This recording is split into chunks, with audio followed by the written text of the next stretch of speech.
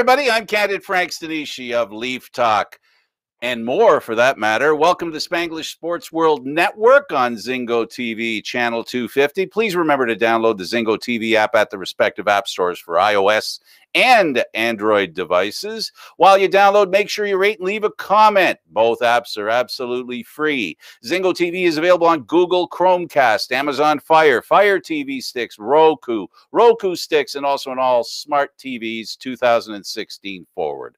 Now, on Leaf Talk, joining me is Logan Lockhart, and soon to come is Jerred Bapty. He's having trouble finding the link, but I'm sure it'll all work out. Logan, good to see you after so long. It was last summer, right? It was last summer, and we would discuss various topics in the sports world, and now we're finally back, and it's Leaf Talk now. We didn't have Leafs when we were talking, I believe. Well, yeah, that's fair to say. That's fair to say that we didn't have the Leafs, and hockey was on the bubble. If you remember, everything was on the bubble then. That was now we, if you remember, and for those of you that watched us when we did that show, the biggest thing was we were waiting to see what it would we like to watch live sports, and now we have a plethora of live sports. This is my favorite weekend of the year. It's Masters weekend. You have baseball coming into its own now. You have the hockey. It's kind of winding down. And you have everything else, of course, that's going on. But it's my favorite weekend for sports of the year. All right, let's get to the business, and we'll be talking about those very specific topics when we get to the right time and the right space. For now, we're going to talk about the Maple Leafs. We can talk on specifics, or we can talk about the Leaf team as they sit right now. They're on the verge of making a big move. That's what I hear. How important do you think that is? I think that 2 weeks ago, it would have been a lot more important. Right now, what you see is Alex Galchenyuk on the second line finding some chemistry here. And Kyle Dubas said the urgency to add a forward is not that high than it was 2 weeks ago because of Alex Galchenyuk. Now, I think a big move could have been made 2 weeks ago. But in a year like this, what's a big move? You know, it's just so weird. This is a deadline like no other. They're going to have to quarantine. And I'm just not quite sure that a move is there to be made, especially I haven't even talked about the salary cap, right? That's why this week's news is they brought in Riley Nash from the Columbus Blue Jackets to get some LTIR relief.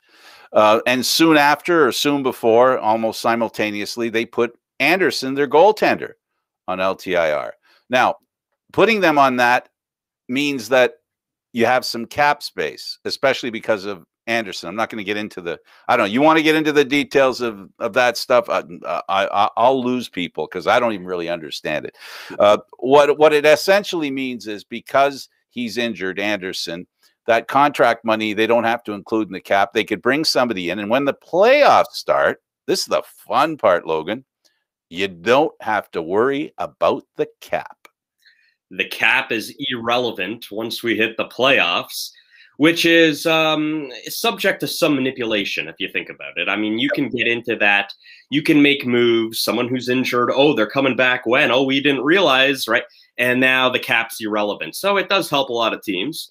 And that's good, right? I mean, if you need an extra boost, extra push, it's kind of tough to do that under the current salary cap.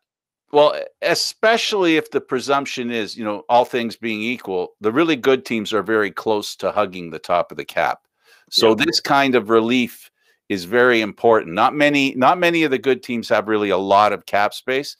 There are some good teams who live on a shoestring almost, it seems, but the Leafs aren't one of them. So they've got to do some gymnastics when it comes to accounting, and we'll see what that gives the Leafs. I mean, there are some people who are trying to suggest that Anderson is hurt more than we think, and they could trade for a goaltender. Do you get that sense?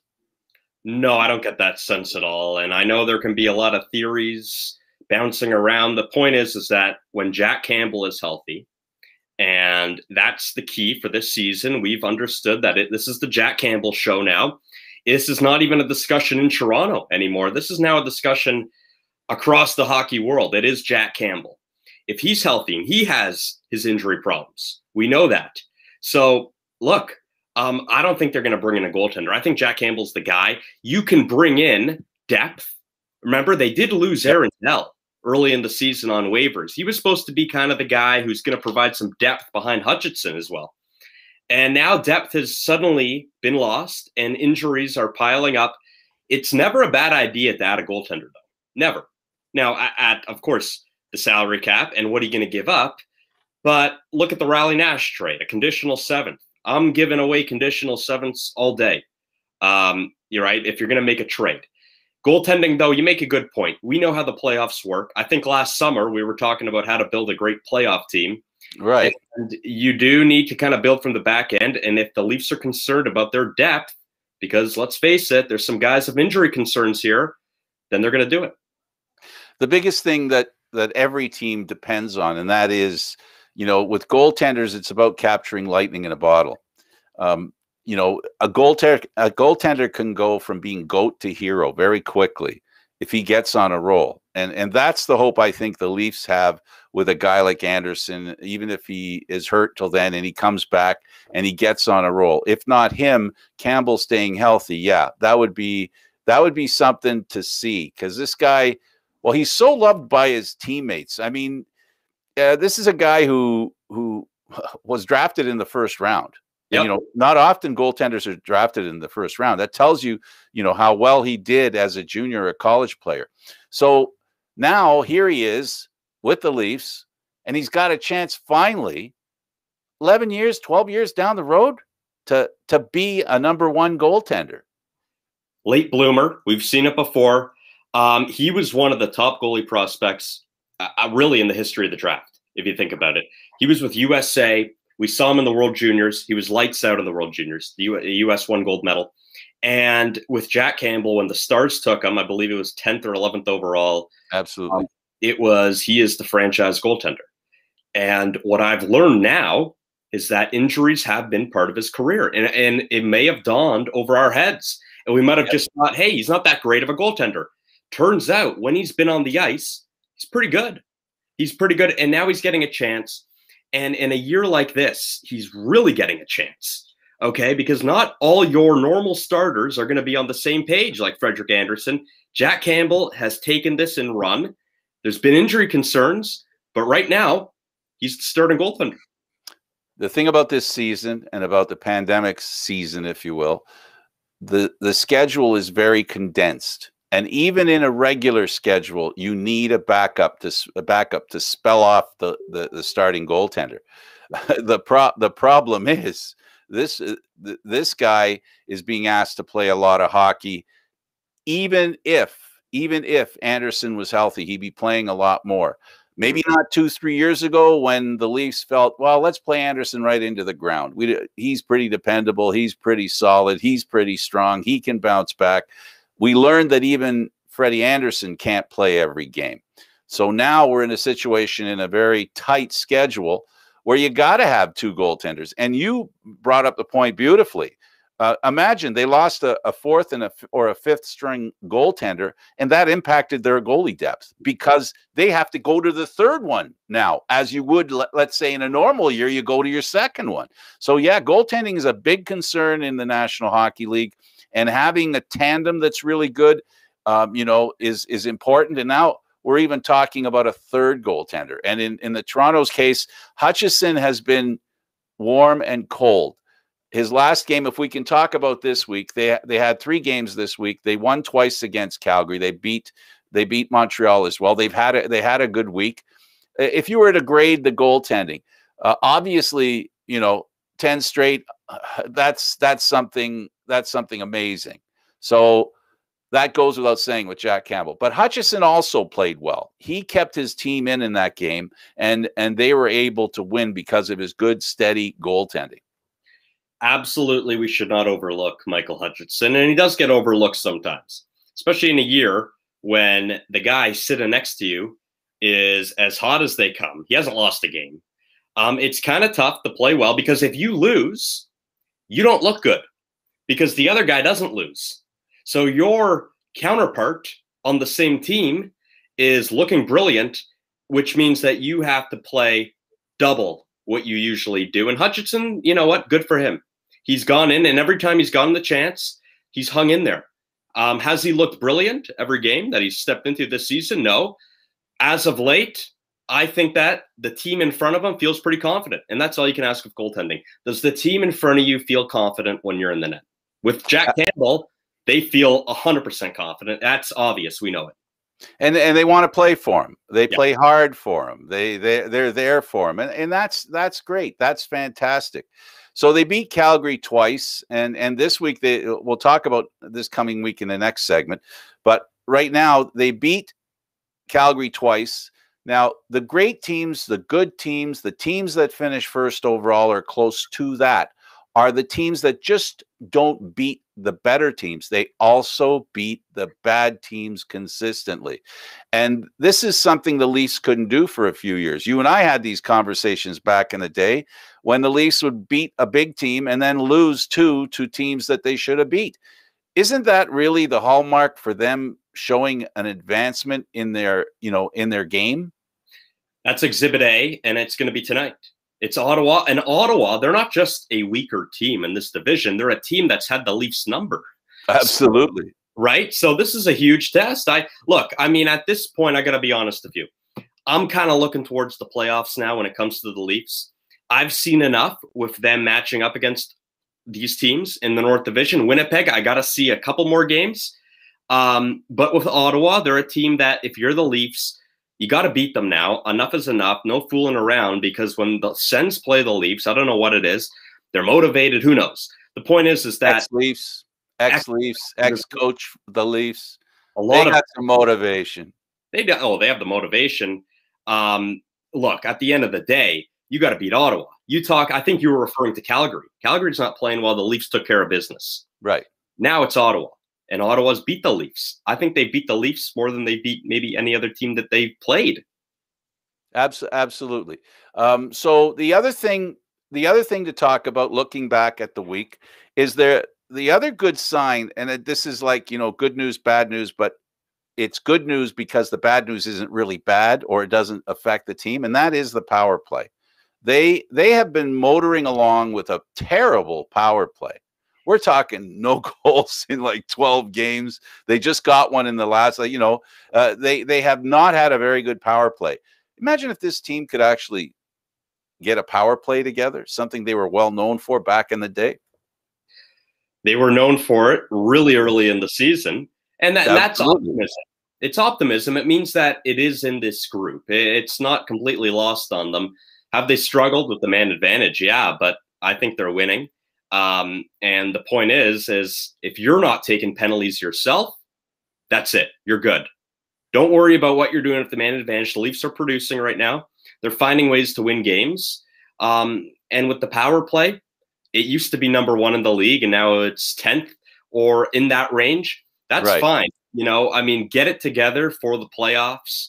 But don't take penalties. Don't take penalties. And they've done a better job at that. That was a problem earlier in the season, actually, them taking too many penalties. And it's cleaned up a little bit. And they've also improved their penalty killing. While their power play has not been customary, their penalty killing hasn't been customary either. It's been much better than it's been in the past. And, a lot of the experts, what they do is they add your averages of your power play and your penalty killing, and they arrive at a number. I think it's close to 1 or something. And if you do that, you're a little better, a little plus, whatever. Anyway, the point being that if one goes down, the other goes up. That's great. And the other more significant thing is that they're playing really well 5-on-5, and you're going to get a lot of 5-on-5 in the playoffs. The penalty whistle, the whistle gets put away. So in essence, no matter how good their power play is, they don't get to exercise it that much in the playoffs. So the 5-on-5 for me is the key. And they have produced 5-on-5 in these last few games. They've shown it against Edmonton. They've shown it against Winnipeg, whom I think is the favorite in the division. If someone's going to win the division other than the Leafs, they're the team I'm pointing at. And then you've got Montreal, who play the Leafs 5 times in the next short little while. That's 10 swing points. And they are not that far behind the Leafs. This isn't over yet. The run for the playoffs isn't over. Montreal isn't out. The Leafs need to put Montreal in their place the way they have Vancouver and Winnipeg. If they don't, that division is going to tighten up even more, and it's going to be very interesting. Like these last couple of weeks, we've seen a coach.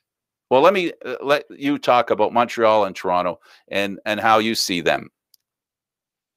Well, first of all, fair point. It's not over. We shouldn't jump to conclusions. And I do agree on Winnipeg, too. I think Winnipeg would be the favorite. Montreal, Toronto, interesting dynamic this season. We can just go back to the first game of the year when Montreal had the lead. And we knew that was a good preview for what was to come this season. And I think it's transpired that way. Montreal and Toronto are going to play tight check games. They're going to play games like that. And it could be problematic for the Leafs in the playoffs because we haven't seen it yet from the Leafs in the playoffs. So all the doubt is there when it comes to this group in particular. They need to win a playoff round, and then we can talk about us being confident about this group. It just hasn't happened yet, and I'm just being fair. Forget the other teams in the NHL, whether it's the Islanders or the Capitals, these teams that they could run into, the Lightning or the Panthers. Forget them for a second. Can they get past these teams in Canada who they should beat? Okay, they are better. Can they beat them in a series best out of 7? We're going to find out. It's going to be interesting. Yeah. That's the horn. End of the first period. Now for the second period. For the first period intermission. Leaf Talk. We talk about other sports here on Spanglish Sports World. Of course, we have Candid Frank Live CFL Talk, the show I do on Mondays at 1 p.m. covering the CFL, and on Thursdays, NLL lacrosse. And, of course, both are on Zingo TV. 1 o'clock on Mondays for CFL Talk, 4 o'clock on Thursdays for the NLL. Speaking of the Canadian Football League, now I know you're not deep into the Canadian Football League, but I think the situation may even pique an NFL fan's interest when it comes to the XFL and the CFL. I'll tell you what I think, and then you can rebut as you wish. In my opinion, what should happen is the worst case scenario is that the CFL joins the XFL. They have 2 divisions, Canadian and U.S. division. In those 2 divisions, Canada keeps their East and West. The U.S. has their East and West or North and South, whatever they want to do. That's fine. And these teams are not going to play against you. These leagues are not going to play against each other all year. It's going to be, I want to see it like the National League and the American League in baseball. I want to see that kind of thing. And I want to see the World Series. But in this case, I'm calling it the Champions Cup. So what happens is they play each other's teams, a couple of teams a year, and play 2-3 games, whatever it is. But they play predominantly within their conference, which is the Canadian one and the U.S. one. And then the Canadian championship is called the Grey Cup. I maintain that we have in sports today, you look at the NFL, you look at hockey, you look at baseball, there's an American League champion, the National League champion. So there's nothing wrong with saying we have a Canadian champion and an American champion. And the Canadians play for the Grey Cup. The Americans figure out what name they want to have for theirs. And I would love to have it called the Challenge Cup between the 2 winners, American and Canadian. I really want to see that. I think that's the extent it should be. Keep the Canadian game as much as you can.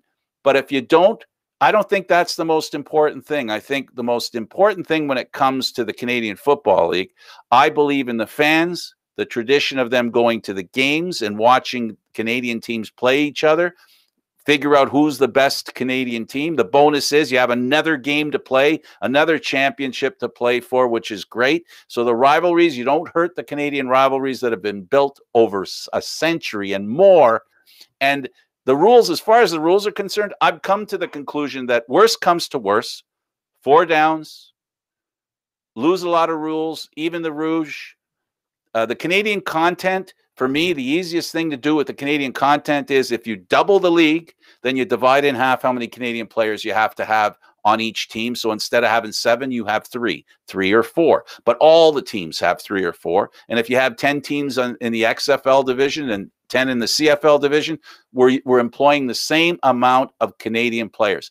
The biggest concern is a lot of people and this sounds degrading and it's not fair, but a lot of people believe that the Canadians can't keep up with the Americans, and this would raise the level of talent. I don't really believe it, but I'm just reporting what I'm hearing.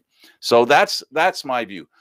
Give up the way we play. It really doesn't matter, because seriously, when you go to the Grey Cup, you go, the fans go there. They go to support their team, or they go to support the game. Really, the rules is something we can adjust to. The rules is not a big deal. After all, every league changes rules. It's just a question of this time they're going to change a few more. That's all.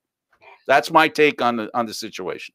Interesting, Frank. Interesting. So, in essence, you're putting a lot of what people are talking about with tradition, and it's got to be Canadian, and the Grey Cup can only be this or that. You're putting it on the back seat in the name of the fans and the people of this country that love football. Right. And there will be interleague games, right? Interleague baseball tournament. I believe it should be. I believe there should be. And it could be 4 downs, right? I think it will be 4 downs. It will be. Yeah, realistically, it would be 4 downs. So you're going to keep the Canadian teams as the Canadian teams. Right. So now the XFL, they were thinking about expansion. Let's not forget, they were at a point in their league when they were kind of piling up a lot of teams. What if they have a lot more teams than the Canadian teams? Well, we'll cross that bridge when we come to it. The point that I think that the Rock and Company might understand, and what I understand is the Showtime thing. You know, it's Showtime, and if you have 2 American teams play in the league or 2 Canadian teams play, Showtime is diminished. Because to me, the biggest thing that these guys can work on is the animosity between the Canadians and the Americans. You can really work that. You can work that chunk of meat. That's red meat. That's red meat that fans will be there down south. Ha, come on. And then what about the Canadians up here? We know how much the Canadian. Can you imagine? We don't want to be part of the XFL. Now imagine they're in the XFL. They're going, you son of a guns, we're going to kick your ass. And everybody's going to watch. You know, the numbers that watched Baltimore in the Grey Cup were higher than most Grey Cups. That's my point. At the end of the day, if you can work that angle, Canada versus the United States, and you can fill this gap of the CFL needs a push, some kind of push. And the XFL, let's be honest, they're in a crossroads as well.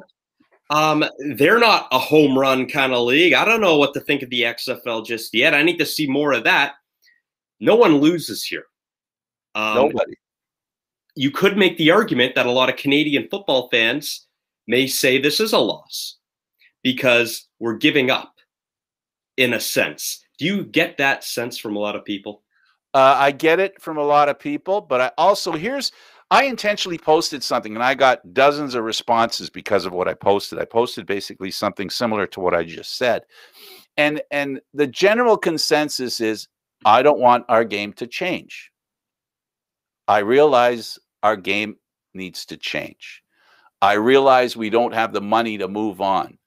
I realize maybe it's time that we do something different. There's a whole, you know, nobody in Canada who's a CFL fan wants to change the rules. Nobody in Canada, and I'm giving you the impression I got from people when, you know, and messaging back and forth with them, even players, by the way. The impression I got was, I don't really want to do this, but you can hear it in between the words, even though there's no sound. You can hear, but what if this is all we got? What if this is what we got to do to survive? And here's my secret to tell you. I think the owners know they don't have money. And I think the people who are paying attention know that the owners don't have money. So this is back. We're reeling back to when the Americans were brought in to the league. The CFL was in trouble. The reason they brought them in was for fresh money. And folks, the CFL hasn't been making money. And instead, they're bleeding money because they're not playing. And picture this as well. What if they can't play this year because they can't get fans? Because it's common knowledge that the CFL is a gate-driven league. Yep. unlike many other leagues. So if they can't get the fans in, they're really going to be in a desperate state. And I think a lot of fans are going to say, you know what? I want to see what they're going to do. But my thing, and the last thing I'm going to say is, I think all the CFL fans, we should get together and say, don't offer the Grey Cup to the American teams. You can, like I said, you can offer that trophy to the Canadian side. The Americans can get their trophy, and then you have one world championship. Whatever The Rock wants to do for his trophy, whatever The Rock wants to do, even for the championship trophy, go for it, buddy. But leave me the Grey Cup. I want to go to a Grey Cup, as I've been doing for the past few years, that is between two Canadian teams in two Canadian cities. I don't care if somebody says, well, they're really not the champions because, you know, they're only half the league. I don't care. What I care about is keeping the tradition of two Canadian teams deciding who gets to get their name on the Grey Cup. If that's a deal breaker with the XFL, it was nice knowing you, XFL, because as far as I'm concerned, every fan in the CFL should say and should stand behind the fact that we don't have much in Canada that we keep. The National Hockey League took the Stanley Cup.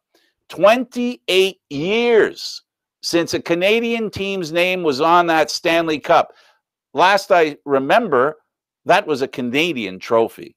So I don't want to offer the Americans that opportunity again because it will happen. I don't know why it will. I just know it did. And I know history tends to repeat itself. So I don't want to see this I don't want to sound racist, but what I want to sound like is I want to defend Canada's right to fight for the Grey Cup, Canada's right to have this moment that is the Grey Cup, the festival, all that. We can keep that part of the tradition. That's the most important part. It's when we get together. It's the shrill of the crowd. It's not whether they have 3 downs or 4 downs. That's baloney. That's baloney. What really matters is when Hamilton plays Toronto. What really matters is when Winnipeg plays Saskatchewan. What really matters is when Calgary plays. What team is in their division? Oh yeah, Edmonton. Right? In the province. That's what matters, Logan. That's what we have to hold on to. That is the real tradition. The tradition, the game is obviously very important, but it's only the game. It's not the culture. The culture is what we do as Canadians when it comes to the Canadian Football League and what we do as far as following it's concerned. Have I ranted enough? You make a lot of sense in the term of this. It's not about the rules. The rules are irrelevant. Totally. Game, whoever's playing, it might be irrelevant as long as it's Canadian teams. What matters is that the tradition and the culture stays the same. That could still happen, is what I'm gathering here, if there's an XFL merger. Now, I do want to ask you this because I'm really interested. I wrote something a year ago now. It was a year ago. When you remember what was happening at the CFL, they need money from the federal government and this and that. And if they don't play, oh no, they're going to be in hot water. The CFL, it's a gate-driven league. What if they don't play again? That makes it even more important that we work something out with the XFL. Why? Because they have a lot of money.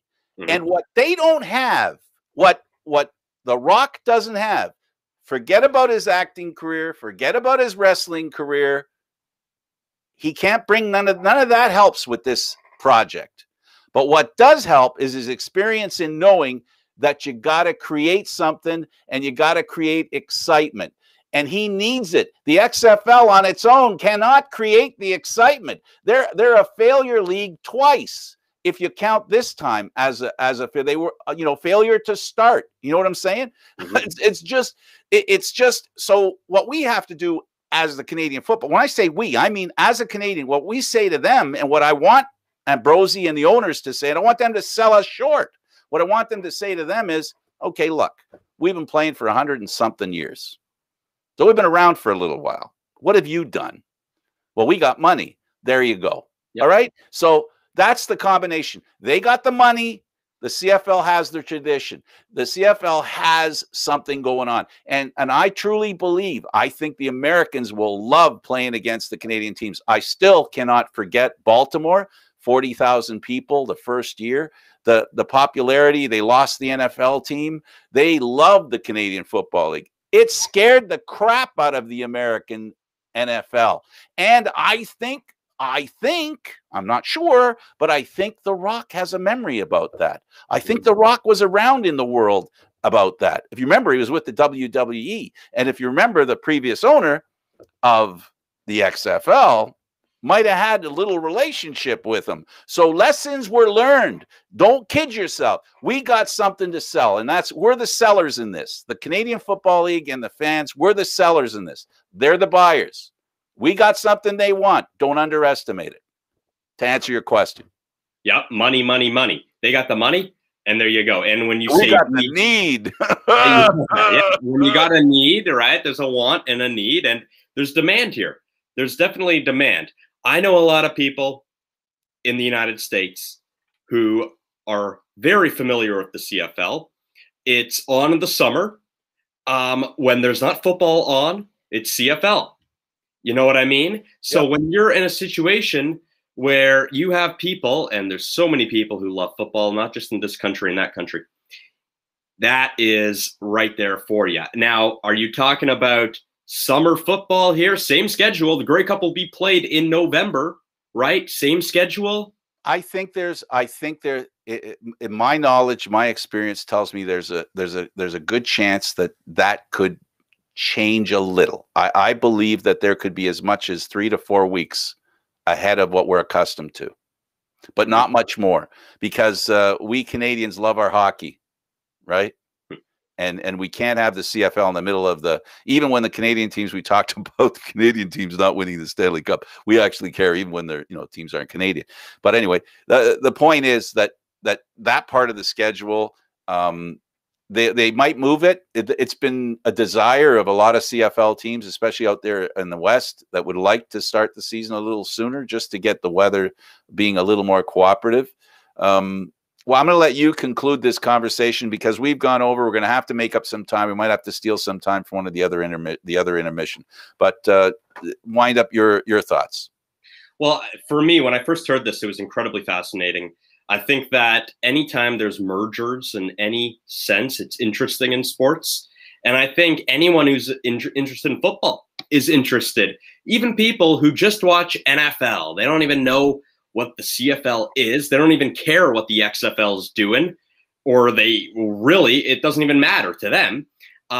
It's interesting. You have two leagues, both in weird situations. I need to know what's happening at the CFL in 2021, though, before I start making conclusions. I don't know what's happening. I don't know. Maybe maybe you have a little bit of a scoop on what's happening at the CFL. It sounds like it's crickets. There's not enough activity, and I'll end this by saying the way I ended my my little letter to the fans. The Rolling Stones said it right. You can't always get what you want, but you can get what you need, and that's what the CFL teams have to think about in regards to the fans. Don't take away what they need.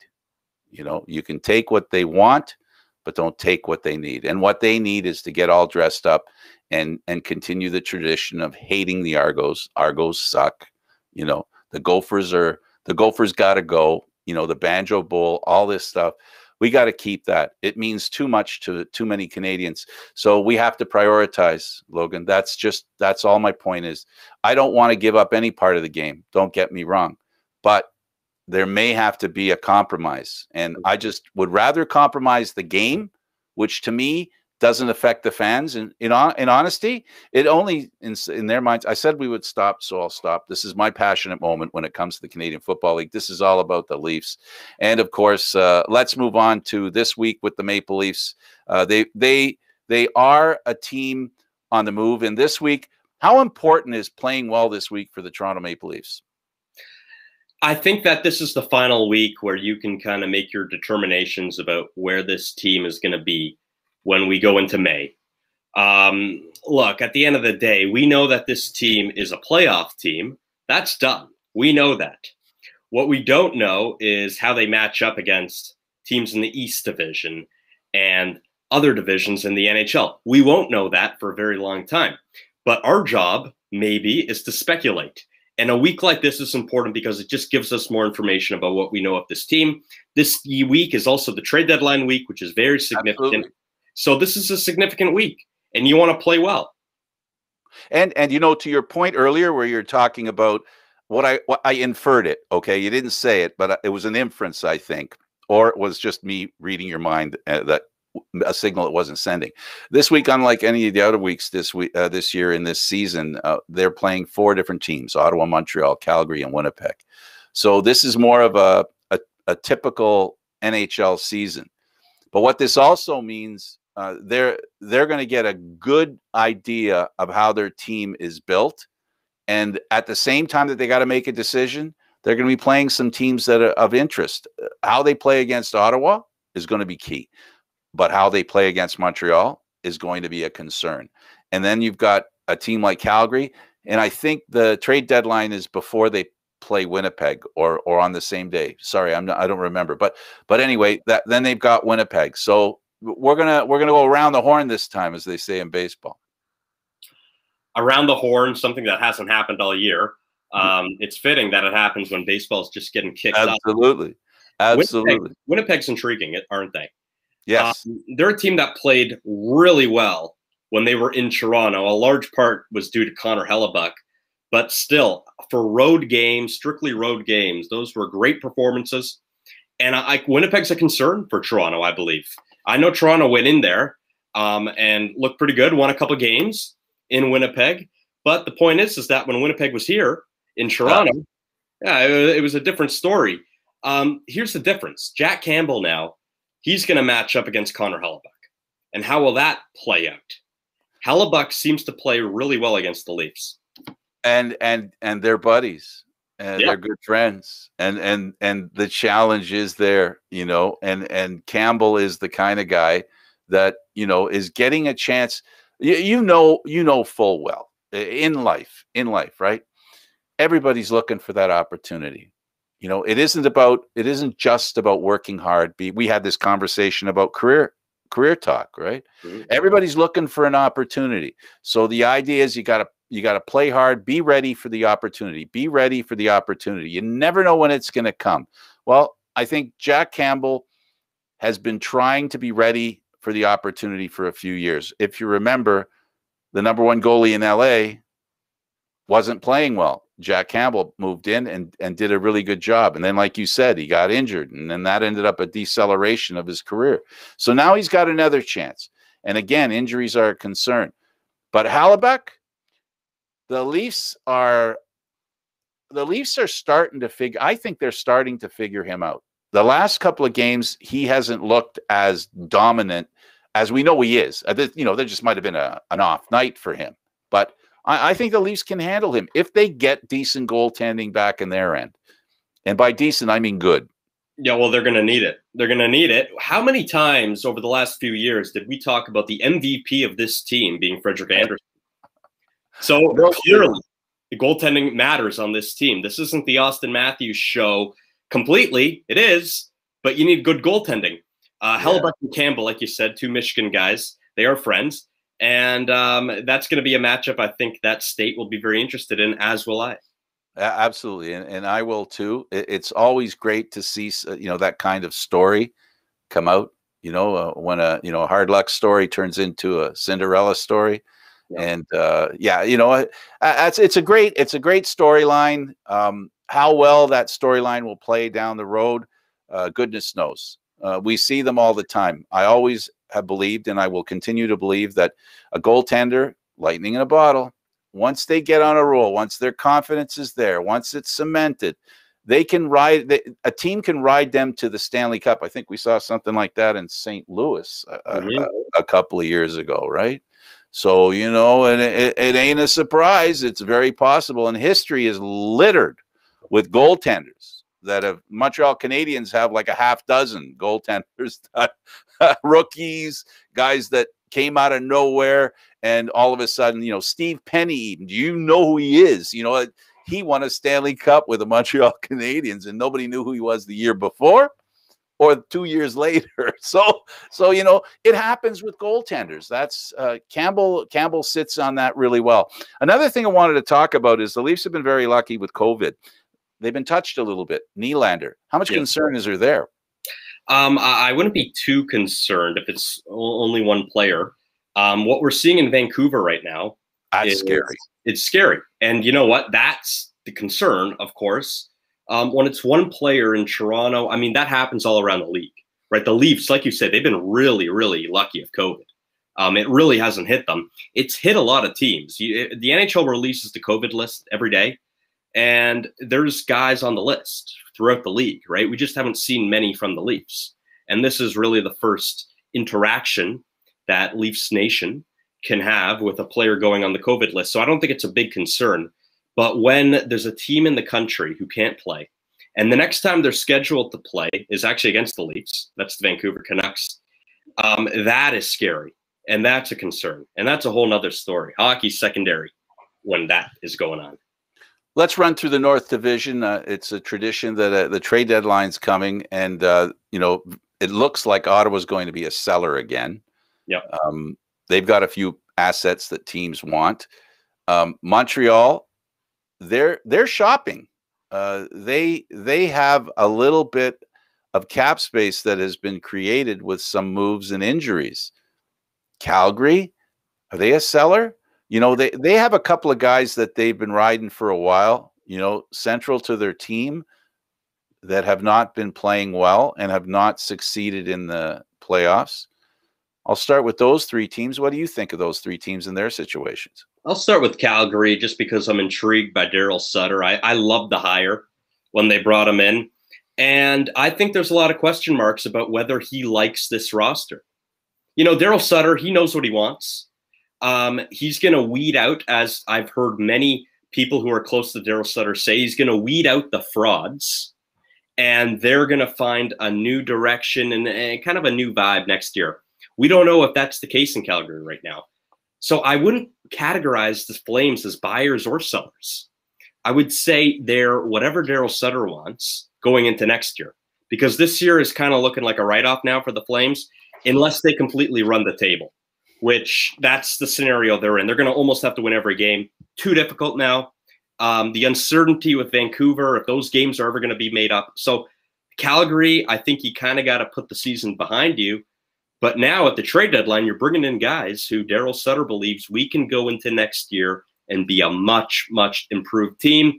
Gaudreau and Monahan, the jury's out, because you can make an argument it's just not working anymore, and a new direction might have to go in place. It could be a full-out rebuild.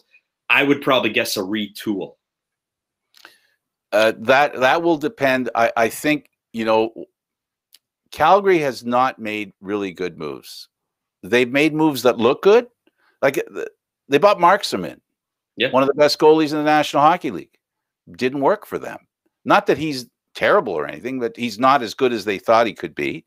And they brought in some very expensive players that have not panned out for them. You know, we look at the Maple Leafs, and I'm guilty of this more than anyone. You know, you overpaid Matthews, you overpaid Tavares, you overpaid Marner, you overpaid Nylander. Well, a lot of teams overpay players. You know, it's not unusual. It is, you know, you got to pay a guy what you think he's today. It's all about what you think he will be worth. You know, it's not any longer about what a player's worth. It's you have to presume or predict where they're going to be. So the Leafs have been playing without Nylander, and you were talking about Galchenyuk. That's a good sign. If they can play well without Nylander, and then when he's okay to come back, they're saying about 7 days, he'll be a nice toss-in when that time comes. Will be a toss-in, and then whoever they acquire at the deadline, if they acquire anyone at the deadline, will also be a toss-in, depending on what team that player is coming from. There's a lot of moving parts on this roster this year. And I remember I was sitting in on one of the availabilities of Sheldon Keefe, and he was saying, this is near the beginning of the season, he was saying the whole roster and how we look at it changes when Joe Thornton isn't there. Right. I found interesting. I go, really? So they really look at him as a vital piece to how they construct this roster.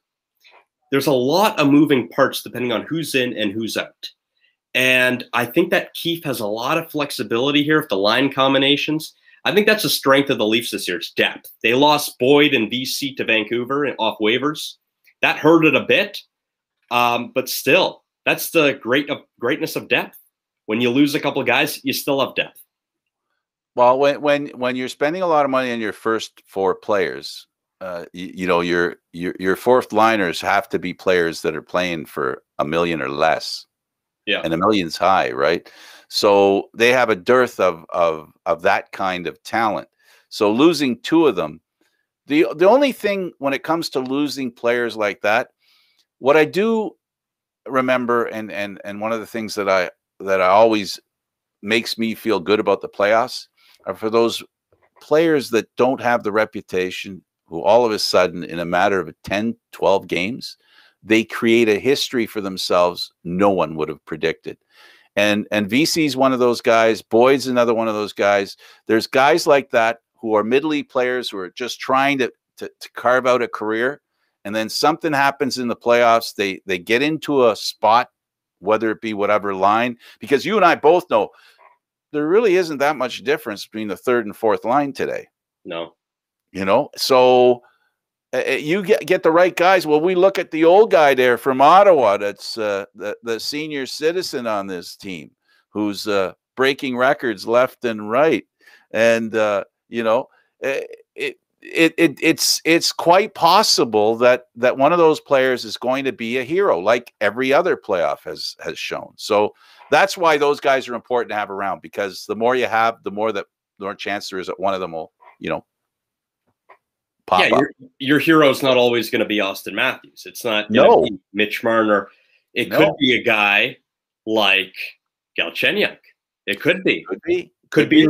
That would be a redemption story for Alex Galchenyuk if he really shows up in the playoffs. VC's that kind of guy. Yeah. You never know who's going to step up in the playoffs. We've seen this before. Pajot in Ottawa.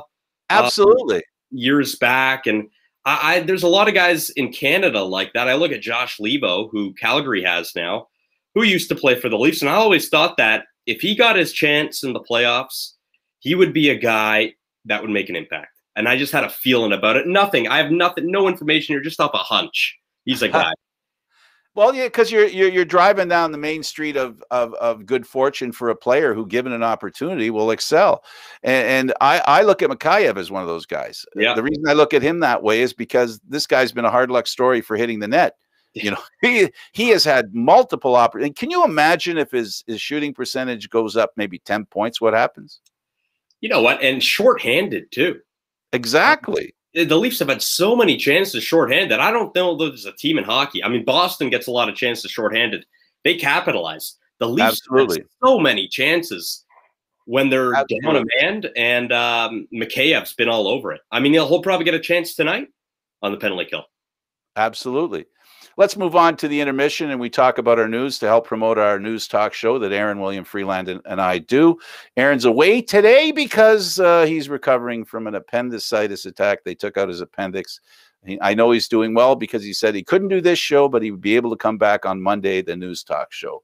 So right now in Canada, I think definitively the vaccine rollout in Canada has not been a winner.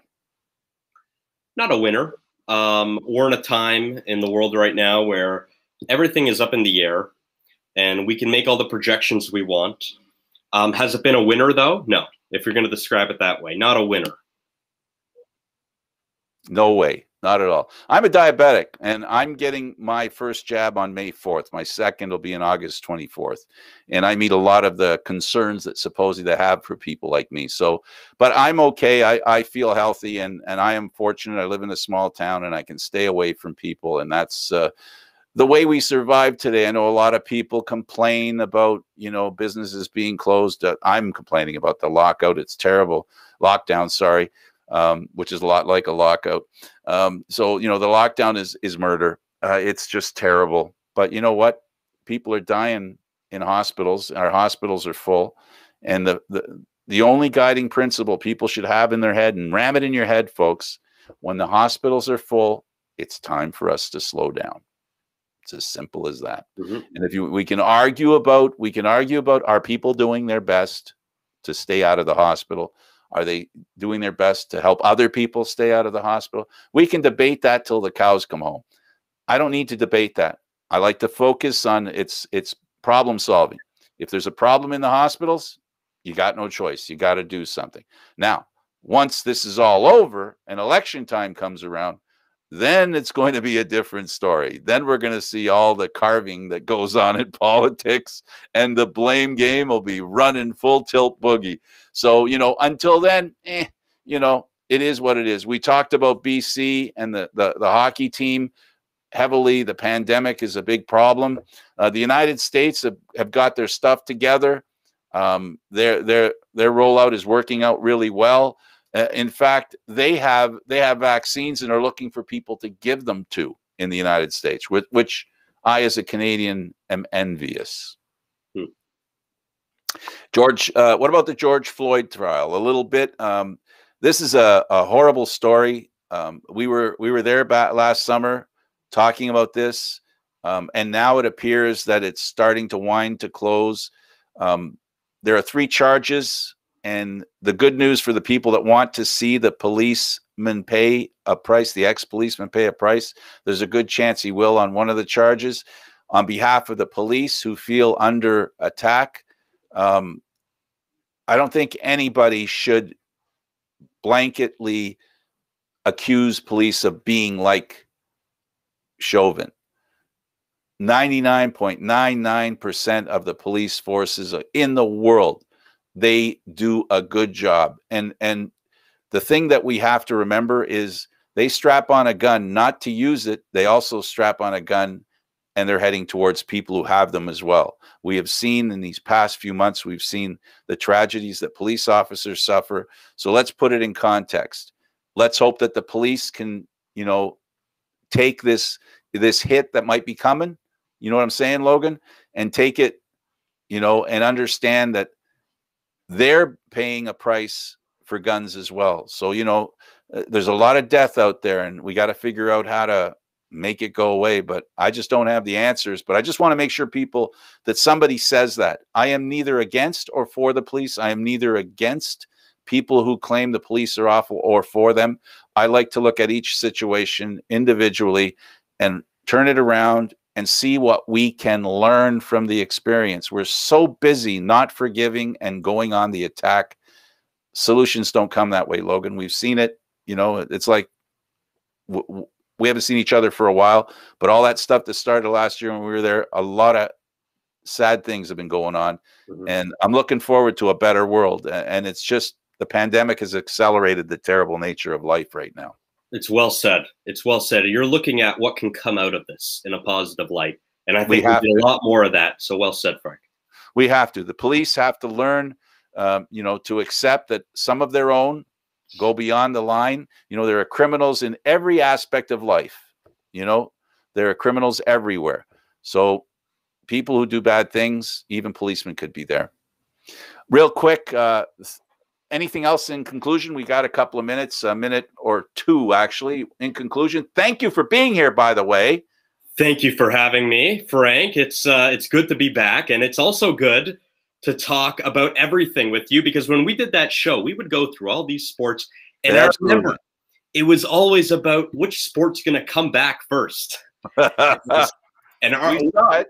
Yeah, well, you know what? Yeah. And we said, you know what? The playoffs and this and that and baseball. So a lot of good stuff. And Corey Connors is looking good at the Masters. And it's always exciting on the final day of the Masters when you're interested in somebody and he's in it on the final day. There's nothing more exciting, and I'm looking forward to it. Good for you. Well, I'm going to do this part that we have to do at the end of every show. For Logan Lockhart, I'm Candid Frank Stanisci. Thank you for watching Leaf Talk, seen live Saturdays at 6 p.m. Eastern Standard Time. This show can also be heard on the Spanglish World Radio Network. For Leaf Talk, news, entertainment, and more sports programming we offer, please check out SpanglishSportsWorld.ca. Spanglish World. Watch it, hear it, read it, download it, and live it. Thank you for watching. For Logan, I'm Frank. Until next time.